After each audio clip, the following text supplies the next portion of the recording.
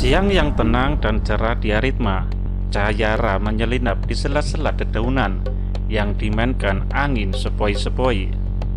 Pohon-pohon berjajar teratur di sepanjang jalan menuju pintu masuk Murta Prabena. Bentuknya beraneka ragam. Sepintas mereka memiliki batang dan daun yang sama, namun masing-masing pohon itu memiliki perbedaan bentuk yang samar. Sebagian besar adalah hasil rekayasa genetika. Di dalam, sisa-sisa kejadian kelahiran Arkitirema tidak terlihat. Ruang Murta Prabena itu sudah kembali tertata seperti semula. Pipa bub dan tabung akselerasi yang hancur berantakan sudah dibersihkan oleh para pekerja.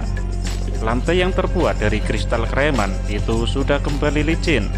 Tidak ada satupun pecahan-pecahan yang berserakan tertinggal. Bangunan Murta Prabena itu berbentuk piramida, sama seperti semua bangunan yang ada di Lemurian. Dinding piramida terbuat dari kristal kreman yang dialiri teknologi mikro atau teknologi nanotek. Teknologi ini memadukan teknologi organik dan non-organik. Bila dialiri listrik, warna kristal itu memunculkan warna-warni yang dapat dipilih sesuai selera. Sengaja dipilih warna putih keperakan untuk Murta Prabena, warna klasik bangsa Lemurian. Sejauh mata memandang, kristal kreman terdapat di mana-mana, memandarkan warna-warni beraneka ragam. Penduduk Lemurian mempunyai pakaian khas yang biasa mereka pakai untuk menutup aurat mereka. Baik laki-laki maupun perempuan memakai pakaian yang hampir sama. Bentuknya lebar seperti pakaian ihram yang indah dengan celana panjang. Kaum perempuannya memakai kerudung berwarna keperakan. Pakaian mereka terbuat dari serat-serat kristal kreman dengan teknologi nanotek yang sangat halus. Kristal-kristal kreman ini merupakan pengembangan teknologi bangsa Kreyron yang kemudian diadopsi oleh bangsa Lemurian. Bangsa Lemurian menggunakan kristal-kristal ini untuk piramida dan pakaian mereka. Jumlah penduduk Lemurian 897.984 orang. Tata kotanya sangat rapi. Tidak ada nama jalan, namun ada pembagian wilayah yang diberi nama, misal A, B, C, dan seterusnya. Untuk transportasi antar wilayah digunakanlah barka, baik barka lokal atau domestik. Bangsa Lemurian adalah bangsa yang berbudaya tinggi dan berbudi luhur. Bahasa yang mereka gunakan adalah bahasa Sunda. Bentuk huruf-huruf Lemurian seperti air yang mengalir, ditulis dari kanan ke kiri sesuai pergerakan alami air dan segala hal di alam ini. Penjelasan Barka dalam buku ini. Pembahasan perjalanan antar galaksi bukan topik yang asing lagi. Teleportasi adalah pengalihan materi dari satu titik ke titik lain secara instan atau berkecepatan cahaya. Uji coba teleportasi dilakukan mulai tahun 98 di California Institute of Technology yang berhasil memindahkan foton sejauh 1 meter. Teleportasi memerlukan lubang cacing, dan saat teleportasi terjadi, proses dematerialisasi, yaitu suatu proses di mana materi dirubah menjadi energi, lalu pada titik atau tujuan dirubah lagi menjadi materi. Lubang cacing yaitu jalan pintas melalui ruang dan waktu. Hingga sekarang masih belum diketahui apakah lubang cacing terbentuk alami. Jika lubang cacing benar ada, untuk membuat lubang cacing tetap terbuka, sejenis materi akan dibutuhkan, semacam portal.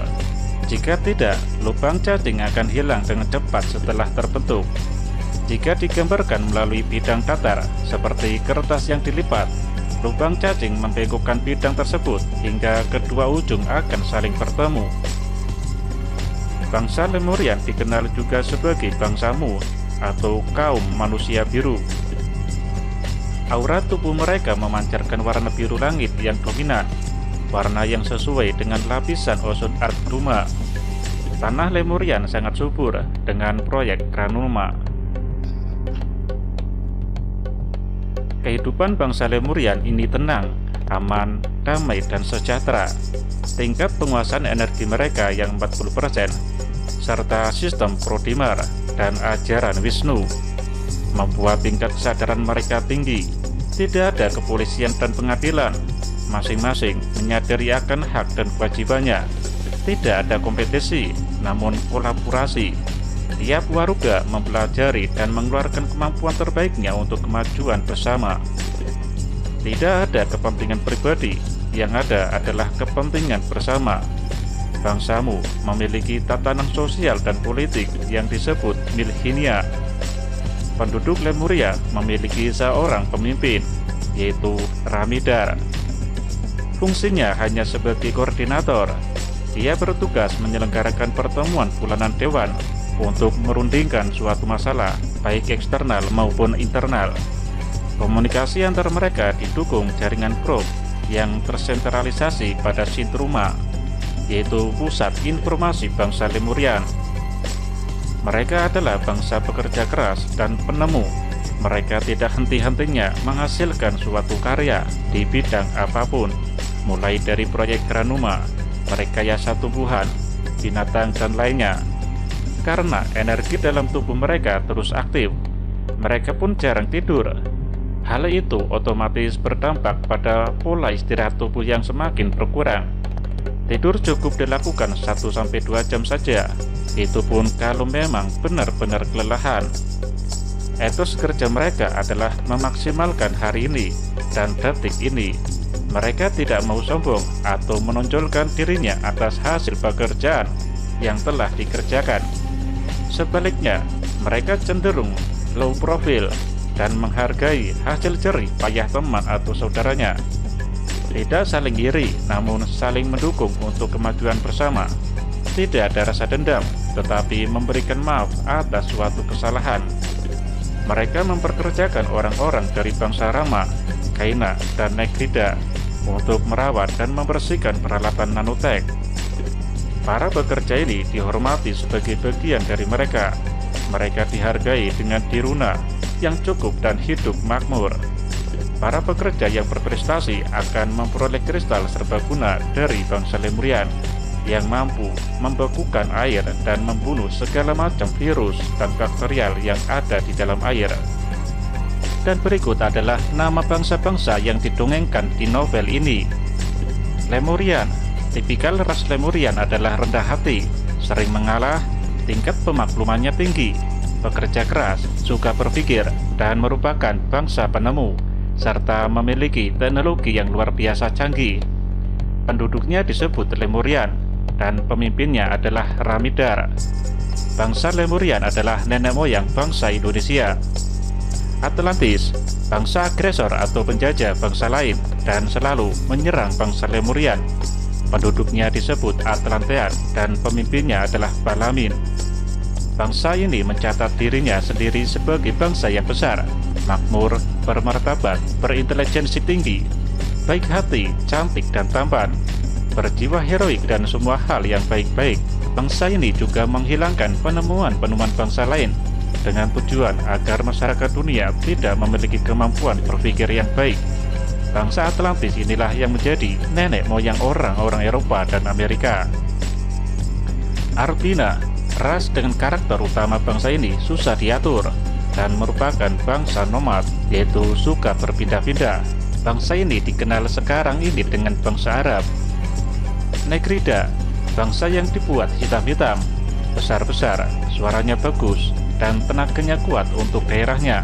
Bangsa ini mendiami benua Afrika, namun setelah kejadian banjir pada zaman Nabi Nuh, sebagian disebarkan oleh Architirema ke benua Australia dan Papua, yang sekarang Papua. Bangsa ini merupakan nenek moyang orang-orang Papua dan Afrika sekarang.